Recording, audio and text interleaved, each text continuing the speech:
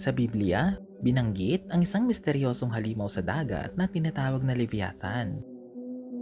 Inilarawan ito bilang isang napakalaking nilalang na kayang guluhin ang karagatan at magdulot ng takot sa mga mandaragat. Sa mga sinaunang panahon, maraming tao ang naniniwala na ang malalim na dagat ay tahanan ng mga halimaw at kakaibang nilalang na hindi pa nakikita ng tao. Sinasabi ng mga siyentipiko na malaking parte pa ng karagatan ang hindi pa nadidiskubre at maaaring may malaki at nakakagulat pang discoveries ang ating matutuklasan.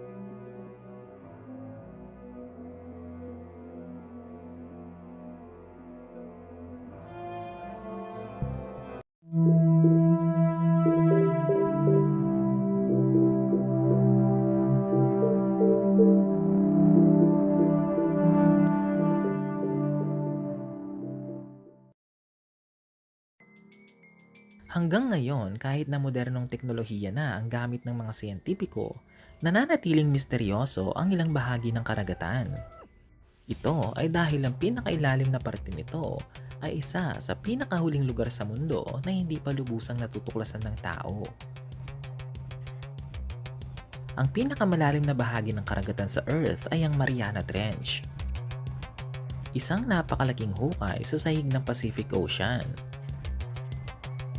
Sa loob nito, matatagpuan ang Challenger Deep, ang pinakamalalim na punto sa planeta. Ang lalim nito ay humigit kumulang 10,900 meters, para itong isang napakalaking bangin sa ilalim ng dagat. Kung ilalagay mo ang Mount Everest sa loob ng trench na ito, lulubog pa rin ang tuktok nito sa ilalim ng tubig. Sa ganitong kalaliman, halos walang liwanag ng araw ang nakakarating. Ang temperatura ay halos malapit sa paghiyelo o freezing point. Ang pressure ng tubig ay napakalakas, katumbas ng mahigit 1,000 elepante na nakapatong sa iyong katawan. Sa kabila ng ganitong kondisyon, may mga buhay na organismo pa rin nakatira dito.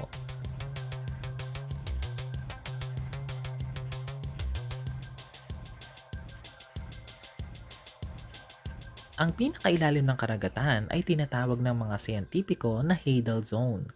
Ito ang bahagi ng karagatan na higit sa 6,000 meters ang lalim. Sa lugar na ito, kakaiba ang mga nilalang dahil kailangan nilang mag-adapt sa matinding pressure, dilim at kakulangan ng pagkain. Dahil dito, ang kanilang mga katawan ay ibang-iba kumpara sa mga hayop sa ibabaw ng dagat.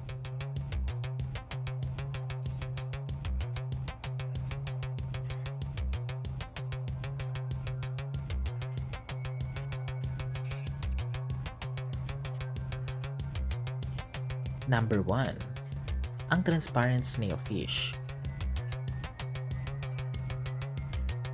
Isa sa mga nilalang na matatagpuan sa kailaliman ng Mariana Trench ang Mariana snailfish. Ang isdang ito ay halos transparent at gelatinous na parang jelly.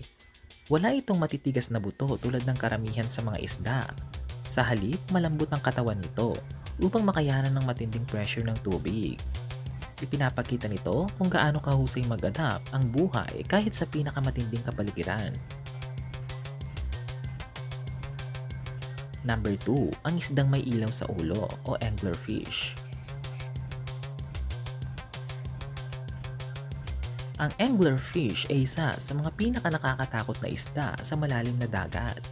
Mayroon itong parang maliit na ilaw sa harap ng ulo na ginagamit bilang pain o pang-akit sa biktima. Sa sobrang dilim ng kailaliman ng dagat, ang ilaw na ito ang nagsisilbing bitag. Kapag may lumapit na hayop, bigla itong sumusunggab gamit ang napakalaking bibig at matutulis na ngipin. Marami din ang nag-aakala na ang isdang ito ay napakalaki. Ngunit dahil sa nag-viral na video ng isang anglerfish sa internet, late na nadiskubre ng ilan na napakaliit lamang pala nito.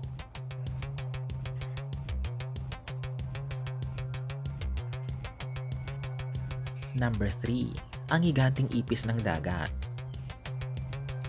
Mayroon ding nilalang na tinatawag na giant isopods. Para itong napakalaking ipis o pill bug na nabubuhay sa sahig ng karagatan. Ang mga isopod na ito ay maaring umabot ng higit sa 30 meters ang haba. Kumakain sila ng mga patay na hayop na lumulubog mula sa ibabaw ng dagat. Dahil bihira ang pagkain sa kailaliman, kaya nilang mabuhay ng ilang buwan o kahit taon na halos walang pagkain.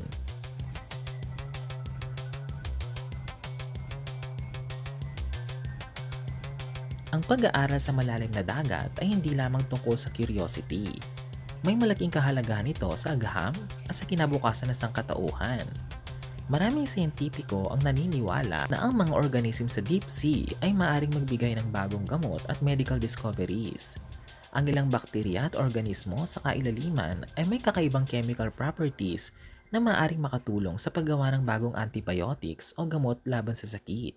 Bukod dito, ang pag-aaral sa deep sea ay tumutulong din upang maunawaan ang kasaysayan ng ating planeta. Ang sahig ng karagatan ay parang isang natural na archive na nagtatago ng impormasyon tungkol sa klima, geological activity at evolution ng buhay sa Earth. Ang katotohanan, kaunti pa lang ang alam natin. Nakakagulat, ngunit tinatayang mahigit 80% ng karagatan ng mundo ang hindi pa lubusang na-explore. Mas marami pa tayong alam tungkol sa ibabaw ng moon kaysa sa sahig ng ating sariling karagatan. Dahil dito, posible na marami pang bagong species ang hindi pa nadidiskubre. May mga kakaibang ecosystem na hindi pa nakikita ng tao.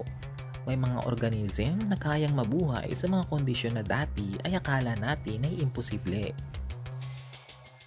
Ang misteryo ng pinakamalalim na bahagi ng karagatan ay nagtuturo ng isang mahalagang aral na napakalawak ng mundo at napakarami pa nating hindi alam. Sa kabila ng makabagong teknolohiya, marami pa ring lihim ang kalikasan na naghihintay na matuklasan. Ipinapaalala nito sa atin na ang pagiging mausisa at mapagpakumbaba sa harap ng kalikasan ay mahalaga. Ang karagatan ay hindi lamang isang lugar ng panganib at misteryo. Ito rin ay isang paalala kung gaano kahanga-hanga at kahalaga ang ating planeta. Ang eksplorasyon ng mga siyentipiko sa mga lugar tulad ng Mariana Trench ay nagpapakita na ang pinakamalalim na bahagi ng karagatan ay maaring nagtatago pa ng lihim na hindi pa handang ibunyag sa sangkatauhan. Kayo mga katribyo, naniniwala ba kayo na may misteryosong nilalang na katulad ng Leviathan ang nagtatago sa kailaliman ng karagatan? Nais naming marinig niyo sa saloobin sa comment section below. Hanggang sa muli mga katribyo,